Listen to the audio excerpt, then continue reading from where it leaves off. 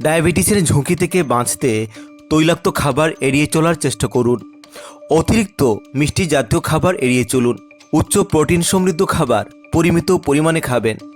গ্লুকোজের মাত্রা বাড়িয়ে দিতে পারে এমন খাবার খাওয়া থেকে বিরত থাকুন। গবেষণায় দেখা গিয়েছে, সপ্তাহে যদি মোটামুটি একজন মানুষ 2 ঘন্টা 50 মিনিট হাঁটতে পারে, তাহলে বিষণ্ণতা হবার ঝুঁকি শতকরা 25% কমে যায়।